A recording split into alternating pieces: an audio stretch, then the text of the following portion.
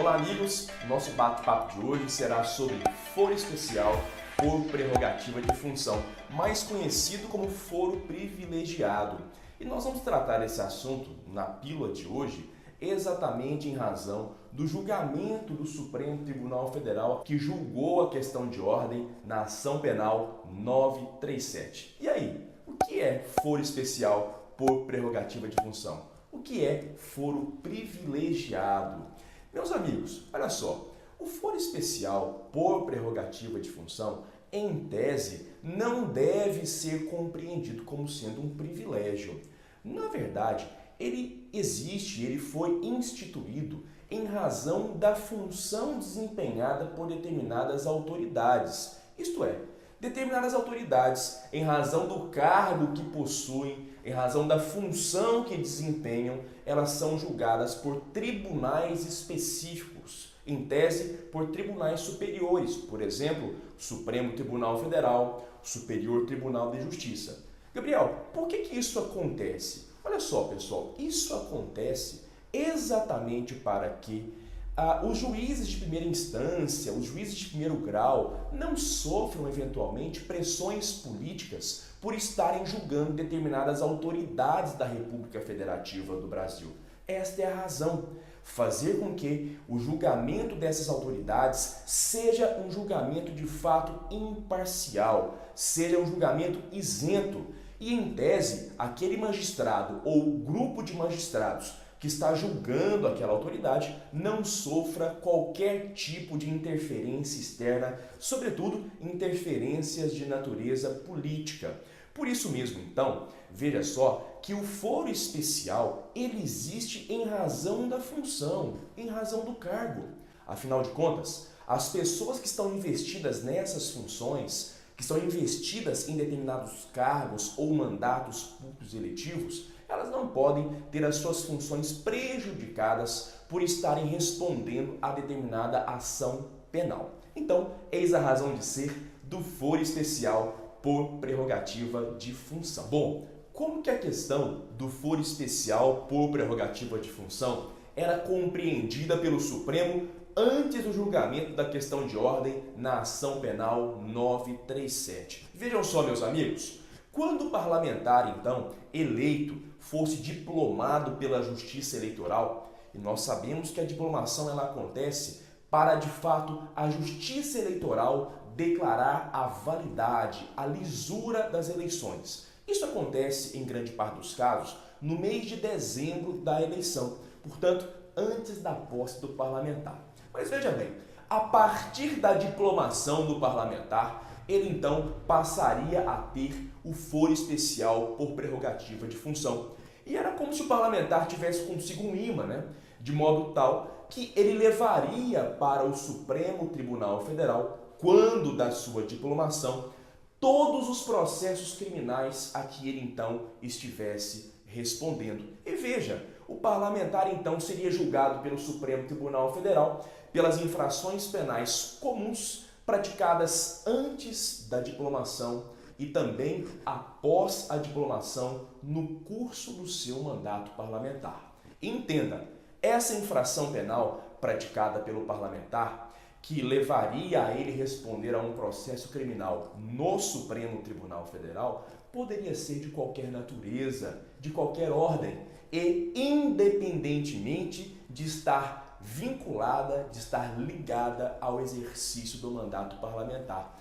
Por exemplo, se o parlamentar respondesse a um processo por furto antes mesmo de ser diplomado, quando da sua diplomação, esse processo passaria a ser julgado no Supremo Tribunal Federal. Agora veja, durante o exercício do mandato parlamentar, na compreensão anterior do Supremo Tribunal Federal, se o parlamentar, por exemplo, praticasse um crime de trânsito, uma embriaguez ao volante, por exemplo, nesse caso também ele responderia pela prática do crime lá no Supremo Tribunal Federal. E veja que esses crimes não têm nenhuma relação com o mandato por ele ocupado. Bem, esta compreensão anterior, já antiga agora, do Supremo Tribunal Federal, ela ensejava uma série de problemas e de disfuncionalidades. A primeira delas é a seguinte: o Supremo Tribunal Federal que é a Corte Máxima de Justiça do nosso país, ele passava a funcionar como um tribunal comum, desempenhando uma função, desempenhando um papel que é próprio de um juiz de primeiro grau de jurisdição.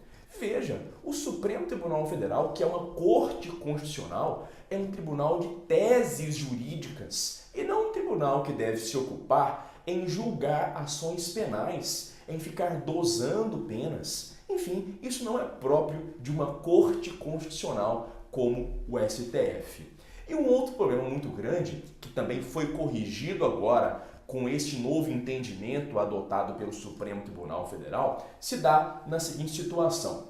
Antigamente, os parlamentares, enfim, aqueles que tinham foro privilegiado ou foro especial por prerrogativa de função, eles, de certa maneira, usavam de fraudes processuais para não serem julgados pelo Supremo Tribunal Federal. Gabriel, como é que isso acontecia? Veja só, a autoridade que tinha o foro privilegiado, ela então seria julgada pelo Supremo Tribunal Federal. Perfeitamente. Agora, nas vésperas do julgamento, com o intuito de atrasar a tramitação processual, a autoridade, por vezes, renunciava ao seu mandato. E, com base nessa renúncia, logicamente, o processo era direcionado para o primeiro grau de jurisdição. E, com isso, em algumas situações, em muitos casos, acontecia a prescrição daquele crime, dando ensejo, portanto, à impunidade. O sujeito praticara um crime, respondia a um processo penal, mas por conta dessa dinâmica em torno do foro especial, ele acabava não respondendo pelo crime, acabava não sendo condenado face à ocorrência da prescrição. Então, a autoridade, ela poderia escolher em qual órgão jurisdicional seria julgada. Isso, com todo respeito, era uma contradição em termos, inclusive algo que violava, que atentava o princípio da moralidade administrativa no final das contas. E o Supremo, então, com esse novo entendimento, corrigiu também esta situação. E há um outro problema, um terceiro problema, uma terceira disfuncionalidade. Os tribunais superiores, os tribunais em que vão julgar essas autoridades que têm foro especial, eles não têm um aparato próprio para lidar com essa quantidade numerosa de processos. E por via de consequência, então, o julgamento ele tende a ser mais moroso, ele tende a ser mais demorado, o que gera na sociedade uma sensação de impunidade. Ao tempo em que, na primeira instância, no primeiro grau de jurisdição, em regra, especialmente por conta do aparato próprio do primeiro grau, os processos tendem a ter uma velocidade maior. Por isso mesmo, parece-me mais adequado que essas autoridades sejam julgadas sim na primeira instância, no primeiro grau de jurisdição. Portanto, esses três problemas, a princípio, foram corrigidos por este novo entendimento adotado pelo STF. Gabriel, como é que ficou então o entendimento do Supremo a respeito do foro especial com o julgamento da questão de ordem na ação penal 937. Meus amigos, ficou da seguinte maneira.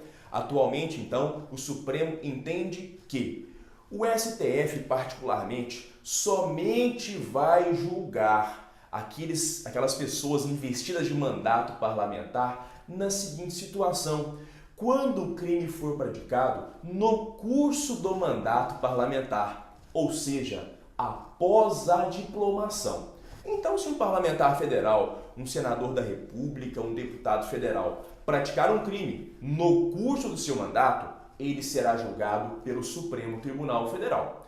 Aqueles processos criminais que, na verdade, são existentes antes mesmo da diplomação, eles permanecerão no primeiro grau de jurisdição. Eles não serão levados ao STF como acontecia no passado, ok? Esse é o primeiro ponto.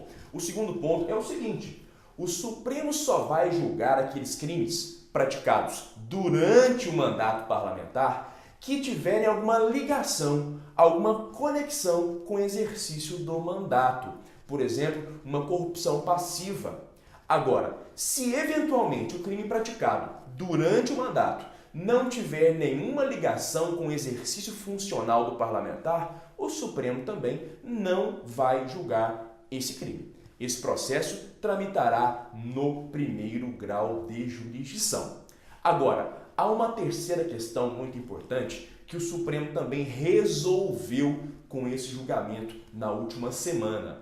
Qual foi essa questão, Gabriel? Gente, eu comentei com vocês há pouco que na compreensão anterior os parlamentares usavam de algumas fraudes processuais para não serem julgados no Supremo Tribunal Federal. E, portanto, eles renunciavam aos seus mandatos para que o processo fosse remetido à primeira instância e, com essa dinâmica toda, possivelmente ocorreria a prescrição.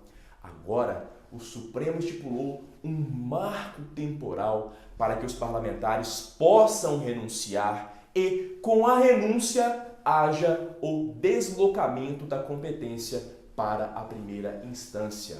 Gabriel, qual é esse marco temporal? Meus amigos, o marco temporal é a conclusão da fase instrutória, é a conclusão da instrução processual. Portanto, se já houver no processo o despacho abrindo vista para o Ministério Público apresentar alegações finais, mesmo que o parlamentar renuncie, o processo permanecerá lá no Supremo Tribunal Federal. Agora, se porventura ele renunciar antes da conclusão da instrução, antes desse despacho que abre vista ao Ministério Público para a apresentação de alegações finais, ele então será remetido o processo para a primeira instância e o parlamentar será julgado no primeiro grau de jurisdição. Parece-me, portanto, meus caros amigos, que o Supremo deu um passo adiante no que tange à moralização do foro privilegiado, do foro especial por prerrogativa de função. Evidentemente que este assunto é um assunto muito polêmico e que merece continuar sendo discutido, especialmente no âmbito das casas legislativas, que é quem possui de verdade legitimidade para tratar desta matéria. Nós não podemos esquecer, por outro lado, que essa decisão do Supremo Tribunal Federal, ela tem um quê de ativismo judicial. O Supremo, de certa maneira, ele tratou de um assunto que é próprio do Poder Legislativo. O mais adequado, em verdade, e eu não tenho dúvidas em afirmar isso para vocês, o mais adequado é que o Congresso Nacional tratasse dessa matéria. Mas nós sabemos que esse tema, que essa matéria, interessa a muitos nossos parlamentares federais e, por isso, há, de certa forma, por parte do Congresso, uma omissão em tratar deste assunto. Por essa razão, então, foi que se levantou a questão de ordem na ação penal 937, de modo que o Supremo pudesse modificar a sua compreensão sobre este assunto, sobre esse instituto e tentar, com isso, moralizar o foro especial por prerrogativa de função. O fato é que há muitas questões ainda para serem debatidas sobre esse tema. Por exemplo, a decisão do Supremo, a princípio, somente alcança os parlamentares, somente os detentores de mandato no Poder Legislativo. E as demais autoridades que possuem foro especial por prerrogativa de função? Os magistrados, os membros do Ministério Público, os governadores de estado. Como é que esse instituto vai ser interpretado em relação a eles? Então, essa questão ela ficou omissa, o Supremo não tratou desta matéria. Então veja que esta decisão da semana passada, na ação penal 937, é apenas um primeiro passo no que diz respeito à readequação da compreensão do foro especial por prerrogativa de função. Tem muita coisa ainda para ser debatida, ok? Portanto, vamos ficar atentos e acompanhar as cenas dos próximos capítulos. Meus amigos, uma vez mais, eu quero lhes agradecer pela atenção. Muito obrigado por acompanhar o nosso canal. E se você gostou dessa dica, fique atento, porque a partir de agora, como já disse no vídeo anterior, nós teremos várias e várias dicas todas as semanas. Fique ligado também no nosso Instagram, no Constitucional na Veia. Lá eu posto dicas diárias de direito constitucional, todas elas voltadas para a sua atualização e para a sua preparação para concursos públicos e exame da Ordem dos Advogados do Brasil. Muito obrigado e até a próxima!